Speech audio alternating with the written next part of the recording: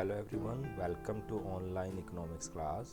Last video में हमने explicit और इम्प्लिसिट कॉस्ट को डिस्कस किया था और उनके डिफरेंसेस को भी स्टडी किया था कि क्या क्या दोनों में डिफरेंसेस होते हैं, क्या बेसिक कॉन्सेप्ट होता है।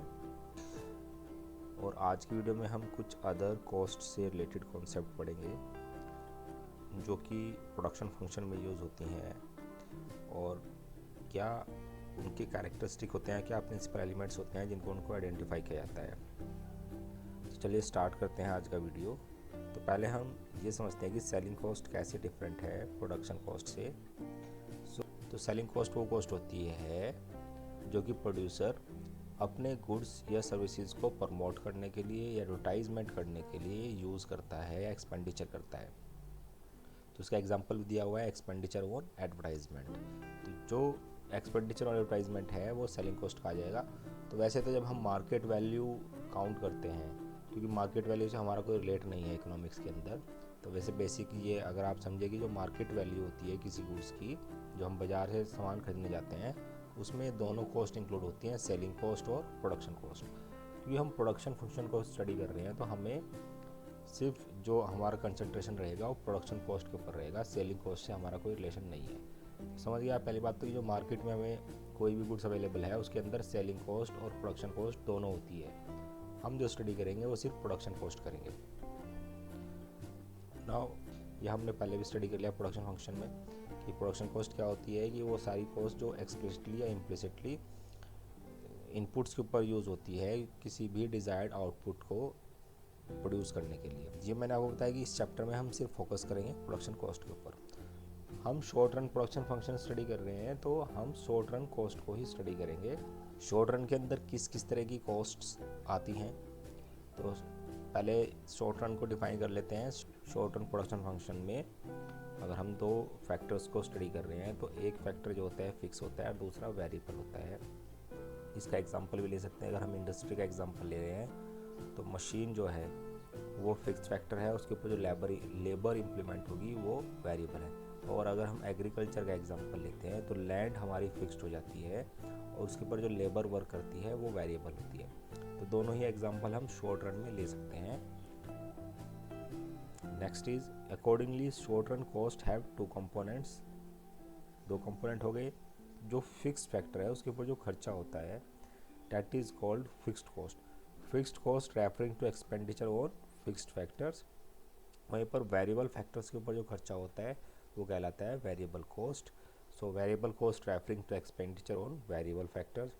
तो अगर मैं टोटल कॉस्ट निकालना चाहूँ, मतलब टोटल प्रोडक्शन कॉस्ट निकालना चाहूँ, जब मैं टोटल कॉस्ट कहता हूँ तो वो टोटल प्रोडक्शन कॉस्ट है।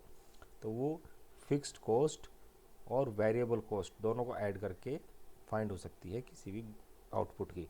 तो टोटल कॉस्ट टीसी से रिप्रेजेंट कर रहे हैं equals to total fixed cost plus total variable cost. तो ये आया आपका कॉन्सेप्ट ऑफ कॉस्ट में कि किसी भी प्रोडक्शन में जो आउटपुट है उसकी अगर टोटल कॉस्ट निकालनी होती है तो वो कॉम्बिनेशन होती है फिक्स्ड कॉस्ट का और वेरिएबल कॉस्ट का in short run production function. Now अब हम फिक्स्ड कॉस्ट को भी थ्रूली डिस्कस कर लेते हैं कि ये एक्चुअली होती क्या है। Fixed cost are the cost related to the use of fix factor of production. These are also called supplementary cost, overhead cost और indirect cost। तो इनको ये इसके अदर नेम्स भी हो सकते हैं।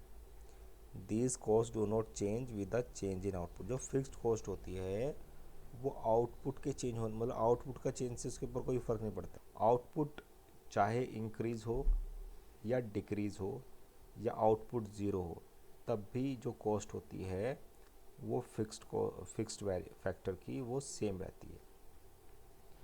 Fixed cost are incurred when output is zero. जैसे हमने अभी बताया कि जो आउटपुट ज़ीरो होता है तब भी फिक्स्ड फैक्टर की कॉस्ट रहती है। एक मशीन है, चाहे आप उसको यूज़ ना करें तब भी आप उसको उसकी वैल्यू, उसके प्राइस पेड करने ही पड़ेंगे, है ना।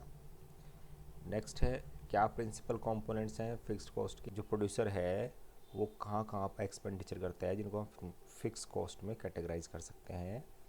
नंबर 1 है एक्सपेंडिचर और मशीन एंड प्लांट। तो मशीन और प्लांट को हम फिक्स्ड फैक्टर कहते हैं और उसके ऊपर जो कॉस्ट इनकर्ड होती है that is called fixed cost.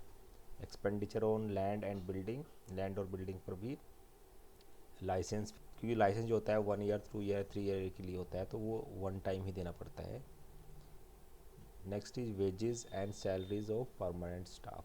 तो यहाँ पर वेजेस ना लिख के खाली सैलरीज ऑफ परमानेंट स्टाफ ज़्यादा सही रहेगा। अगर किसी वजह से प्लांट ब्रेक डाउन हो जाता है या शट डाउन हो जाता है, तब भी जो परमानेंट स्टाफ है, जब तक वो एनरोल रहेगा एम्प्लॉयर के, तो उसको उसकी सैलरी देनी ही पड़ेगी।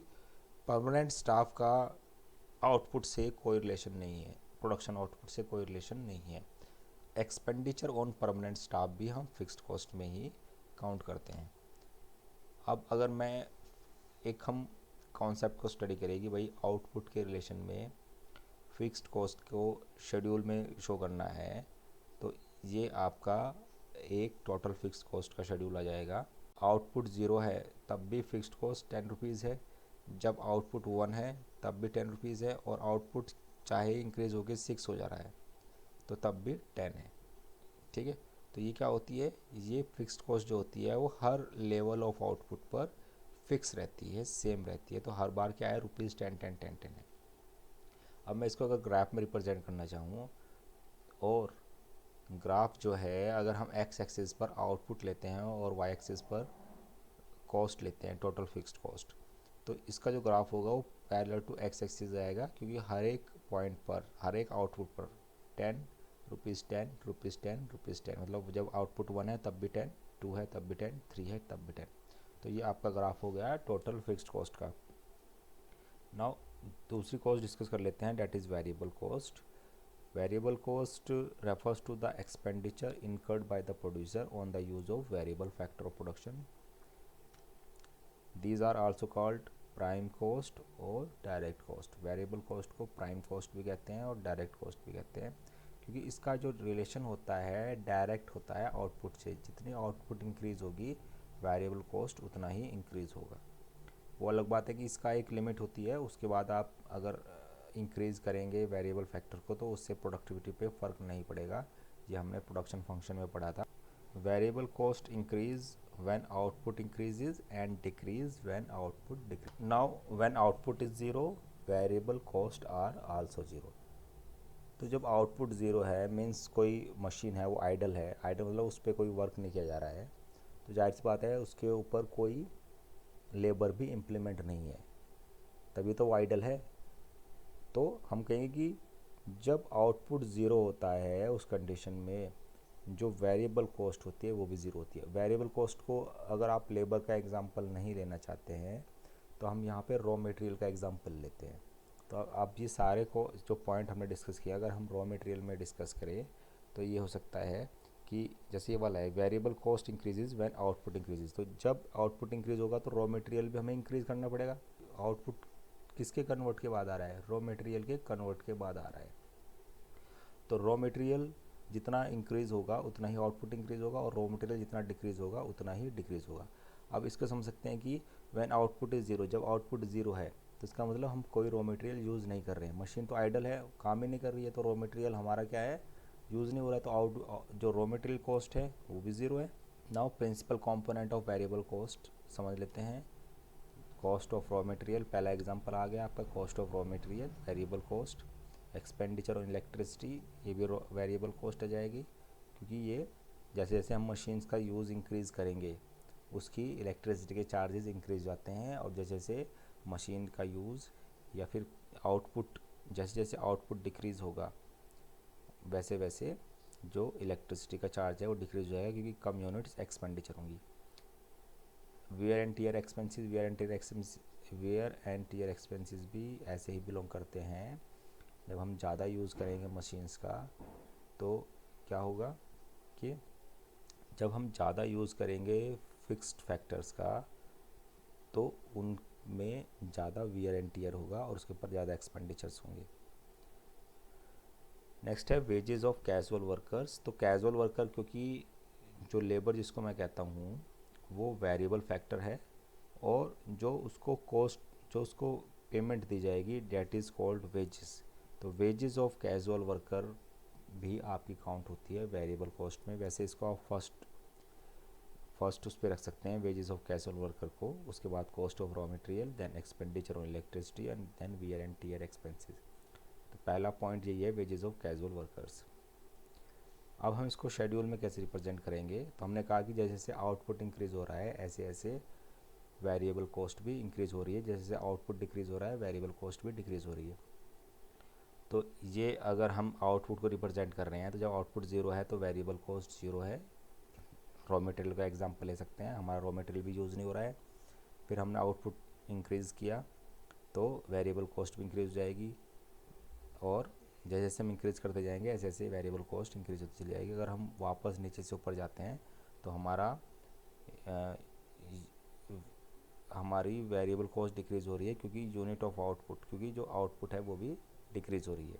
ग्राफ में सेम शेड्यूल को अगर मैं रिप्रेजेंट करूँ तो ये जो टोटल वेरिएबल कॉस्ट है ये ओरिजिन से स्टार्ट होती है, ओरिजिन से इसलिए स्टार्ट हो रही है। ओरिजिन क्या शो कर रहा है, एक्स और वाई एक्सिस का कॉमन पॉइंट, कि जब आउटपुट ज़ीरो होगा तो टोटल वेरिएबल कॉस्ट भी क्या होगी, ज़ीरो होगी। तो पहला जो ये डॉट है, पहला जो ये सर्किल है, ये क्या शो कर रहा है कि जब आउटपुट ज़ीरो है तो टोटल वेरिएबल कॉस्ट भी ज़ीरो होगी। अब नेक्स्ट क्या कर रहा है कि जब आउटपुट वन है तो टोटल वेरिएबल कॉस्ट 10 है, 2 है तो 20। तो जब हम प्लॉट करते हैं आउटपुट के अकॉर्डिंग टोटल वेरिएबल कॉस्ट के, तो ये जो ग्राफ आता है टोटल वेरिएबल कॉस्ट का, ये from origin move upward from left to right, ये इसकी शेप होती है। स्टार्टिंग में कॉनकेव एंड देन कॉन्वेक्स, ये इसकी शेप होती है।